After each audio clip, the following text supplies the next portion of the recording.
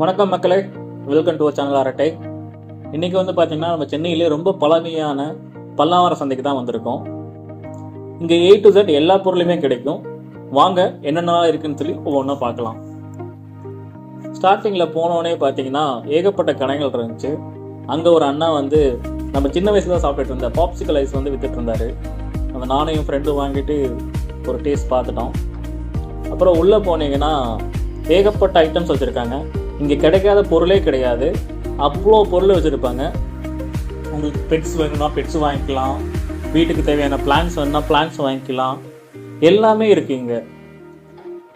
So இந்த பெட்ஸ்ன்னு பார்த்தீங்கன்னா அவங்கக்கிட்ட பேர்ட்ஸு, டாகு, கேட், அப்புறம் வந்து சேவல், கோழிங்க, ஆடு, இந்த மாதிரி எல்லா ஐட்டமும் வச்சுருக்காங்க. ஸோ ஒவ்வொன்றும் ஒவ்வொரு ரேட் சொல்லுவாங்க. ஸோ டிஃப்ரெண்ட் செல்லர்ஸ் இருக்கனால நீங்கள் வந்து பார்த்து வாங்கிக்கோங்க. அதுவும் இல்லாமல் இங்கே இடத்துல வந்து நீங்கள் டாக்ஸ் வாங்கும்போது முக்கியமான விஷயம் கவனிக்க வேண்டியது என்னென்னா, இங்கே நிறைய பேர் வந்து ஒரிஜினல் ப்ரீட்ஸும் வச்சுருக்காங்க, கிராஸ் ப்ரீட்ஸும் வச்சுருக்காங்க. அதை மட்டும் கொஞ்சம் தெளிவாக பார்த்து வாங்கிக்கோங்க. ஏன்னா அவங்க சொல்கிற ப்ரைஸுக்கு நீங்கள் வாங்கிட்டு வீட்டுக்கு போய்ட்டு அதை ஏமாற்ற போக வேணாம். ஆனால் முக்கியமானது இங்கே எதுவுமே வந்து பேப்பர்ஸ் கொடுக்க மாட்டாங்க டாக்ஸ்க்கு. ஸோ அதனால் வந்து ரேட்டு கொஞ்சம் முன்ன பின்ன தான் இருக்கும். நீங்கள் அடித்து பேசுங்க, கம்மியான ரேட்டு வாங்கிட்டு போயிடலாம். மோஸ்ட்லி எல்லா வகையான பேர்ட்ஸுமே இங்கே வச்சுருந்தாங்க. ஸோ அதில் இந்த குட்டி குட்டியாக வீட்டில் வளர்க்குற பேர்ட்ஸ் தான் நிறையா இருந்துச்சு.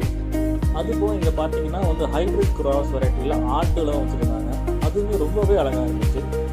ரேட்டு மட்டும் கொஞ்சம் அதிகமாக சொல்லுவாங்க, நீங்கள் பார்த்துக்கோங்க. இது பார்த்தீங்கன்னா ஒரு கோழி கூட்டமே வந்து விளையாண்டுருந்துச்சு. இது எல்லாமே வந்து ரொம்ப ஹைப்ரிடான கோழிங்க தான். அதுங்களுக்குள்ளே ஏதோ பிரச்சனை போல் பயங்கரமாக ஒன்றோட ஒன்று சண்டை போட்டுட்டு இருந்துச்சு. அதை கொஞ்ச நேரம் நானும் என் ஃப்ரெண்டை உட்காந்து வேடிக்கை பார்த்துட்டு அப்புறம் நம்ம வந்து அதுக்கு அடுத்து நம்ம கிராஸ் பண்ணி போனோம். அங்கே ஏகப்பட்ட பப்பீஸ் வச்சுருந்தாங்க. நீங்கள் வந்து வெளியே வாங்குற மாதிரி இந்த ஷோ பப்பீஸ் நிறைய வச்சுருந்தாங்க. So Pomeranian, dash and, Labrador, அப்புறம் வந்து ஷிட்ஸு, இந்த மாதிரி வெரைட்டியான பப்பீஸ்லாம் வச்சுருந்தாங்க. நம்ம சின்ன வயசில் ஆசையாக வாங்கி வளர்த்துருப்போமே கோழி குஞ்சு, அது கூட இங்கே இருந்துச்சுங்க. இந்த கலர் கோழி குஞ்செல்லாம் ஒன்று வந்து 10 ரூபான்ற ரேட்டு தான் விற்றுட்டு இருந்தாங்க. நீங்கள் போய் கேட்கும் போது கொஞ்சம் அதிகமாக ரேட்டு கூட சொல்லுவாங்க. 10 ரூபாய்க்கு மேலே கொடுக்காதீங்க, அவ்வளோதான் நான் சொல்லுவேன்.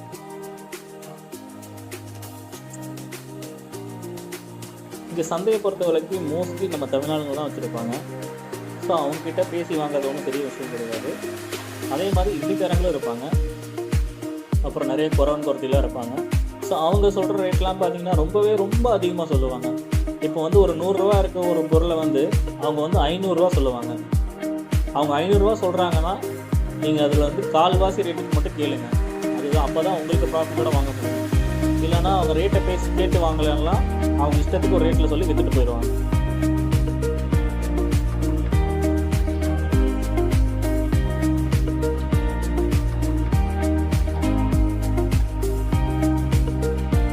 அப்புறம் வந்து வெயிலோட தாக்கம் ரொம்பவே அதிகமாக இருந்துச்சுங்க. எங்களால் வெயில் தாங்கவே முடியல. அப்புறம் நானும் என் ஃப்ரெண்டு என்ன பண்ணோம்னா ஒரு கடையில் சர்பத் குடிக்கலாம் சொல்லி வாங்கிட்டோம்.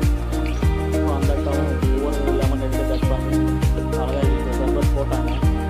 சர்பத் பெருசாக சொல்லிக்கிற அளவுக்கு இல்லை. எல்லோரும் நம்ம வெளியே குடித்தோம்னா ஒரு சோடா வந்து ஒரு இதுக்கு வரும். இங்கே வந்து ஒரே சோடாவை வந்து 2 பேர்த்துக்கு போட்டாங்க. பேலன்ஸுக்கு வந்து அவங்க என்ன பண்ணிட்டாங்கன்னா ஐஸ் கட்டி போட்டாங்க. எல்லாமே ஒரு ஸ்கேம் தான், கொஞ்சம் பார்த்து இருந்துக்கோங்க. அப்புறம் பார்த்தீங்கன்னா ஒரு பாய் வந்து பீஃப் பிரியாணி போட்டிருந்தாங்க. நிறைய பேர் வாங்கி சாப்பிட்டாங்க. டேஸ்ட் நல்லா இருக்கும் தான் நினைக்கிறேன். அப்புறம் வந்து உள்ளே பார்த்தீங்கன்னா நிறைய கடைகள் போட்டிருந்தாங்க. உங்களுக்கு தேவையான மொபைல் கேசஸ், வீட்டுக்கு குழந்தைங்களுக்கு தேவையான water bottle, ladies gents chappal, இது எல்லாமே வச்சுருந்தாங்க. ஸோ எல்லாமே வந்து ஆல்மோஸ்ட் ரீசனபிளான ப்ரைஸில் கூட இருந்துச்சு. சில கடையிலலாம் ஃபிக்ஸட் ப்ரைஸ்னு போட்டிருப்பாங்க, அதுவே வந்து வாங்கக்கூடிய அளவில் தான் இருந்துச்சு.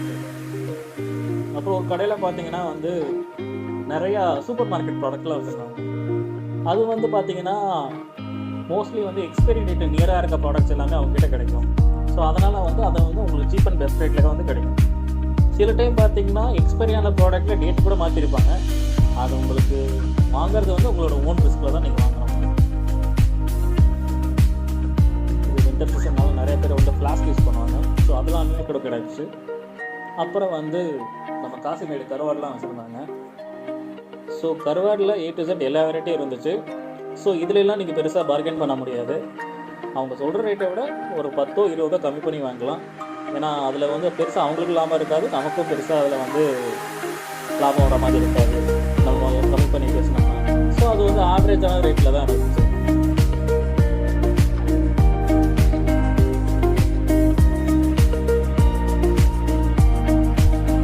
பார்த்தீங்கன்னா க்ளாஸெட்லாம் வச்சுருந்தாங்க. ஸோ இதெல்லாம் வந்து யூஸ்டு க்ளாஸில் வச்சான்னு தெரியல, ஆனால் பார்க்குறதுக்குலாம் ஃப்ரெஷ்ஷாக தான் இருந்துச்சு. மேபி குவாலிட்டி செக்கில் ரிஜெக்ட் பண்ண பீஸாக கூட இருக்கலாம். இவர் பார்த்தீங்கன்னா செருப்புலாம் வந்துருக்காரு, அதுவுமே கொஞ்சம் ரீசனபுளாக ரேட்டு நல்லாவே இருந்துச்சு.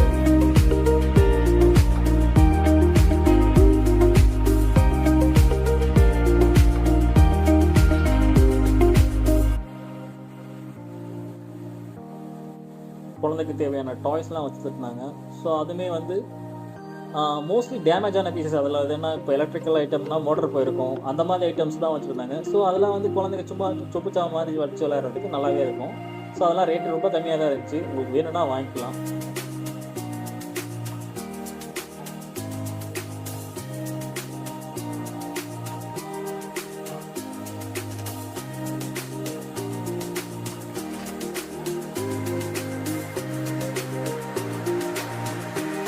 இங்கே பார்த்தீங்கன்னா கத்தி, கடப்பாறை, வீட்டுக்கு சமையலுக்கு தேவையான தண்டவாளக்கல்.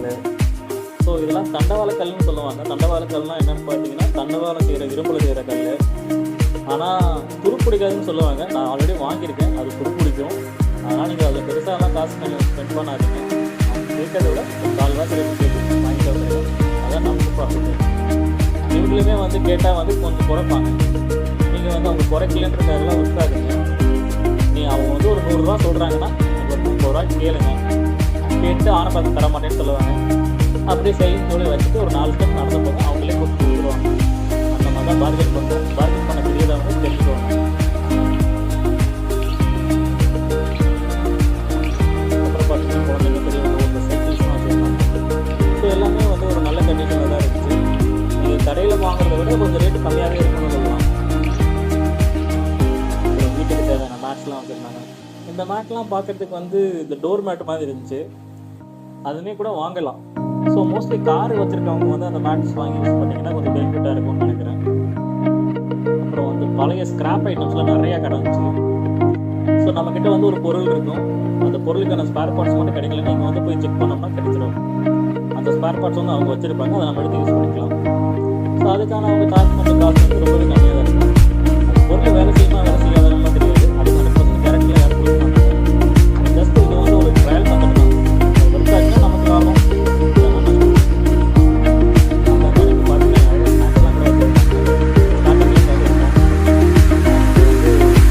காடை முட்டைன்ற ஒரு ஐட்டம் ரொம்பவே ஸ்பெஷலாக இருக்கும். அது ரொம்பவே டேஸ்ட் ரொம்பவே நல்லாயிருக்கும். உங்களுக்கு நார்மல் சிக்கன் இருக்கிற ப்ரோட்டீன்ஸ் வந்து அது வந்து ரொம்ப ப்ரோட்டீன்ஸ் அதிகமாக இருக்கும். ஸோ அதை ட்ரை பண்ணோம்னா ட்ரை பண்ணலாம். நான் பர்சனலாக எனக்கு வந்து நான் ரொம்பவே நல்லா வரணும் போனால் அது ட்ரை பண்ணுறது வழக்கம்.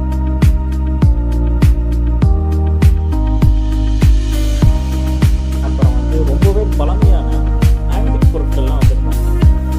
ஸோ இதெல்லாம் வந்து ரொம்ப பழைய காலத்து பொருட்கள்னு சொல்கிறாங்க. அது எந்த அளவுக்கு உண்மைன்னு தெரியல. ஆனால் அந்த பொருளுக்கு அவங்க சொல்கிற விலை வந்து நீங்கள் வந்து இதுக்கு புதுசே வாங்கிட்டு போயிடலான்ற மாதிரி இருக்கும். நார்மலாக ஒரு சின்ன ஒரு டெலிஃபோன் இருந்துச்சு, அதுக்கு நாங்கள் கேட்டோம். அதுக்கு அவங்க சொன்ன ரேட்டு வந்து 5000 ரூபாய். அப்புறம் வந்து நான் ஃப்ரெண்டு மறுபடியும் சாப்பிடலான்னு சொல்லி சோடா கொடுத்தோம். அப்புறம் வந்து கூலிங் கிளாஸ்லாம் வச்சுருக்காங்க.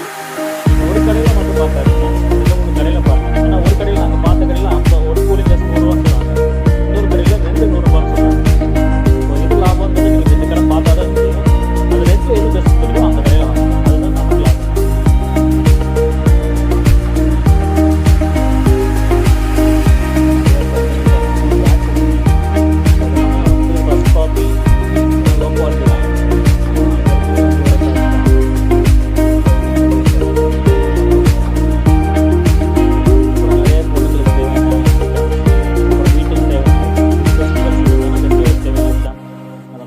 எல்லாமே இங்கே இருந்துச்சு.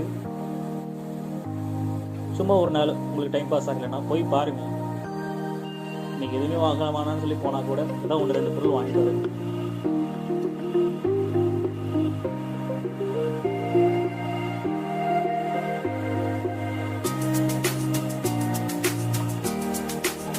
இந்த வீடியோ பிடிச்சிருச்சுன்னா மறக்காம சேனலுக்கு சப்ஸ்கிரைப் பண்ணுங்கள். கிலோமீட்டர்.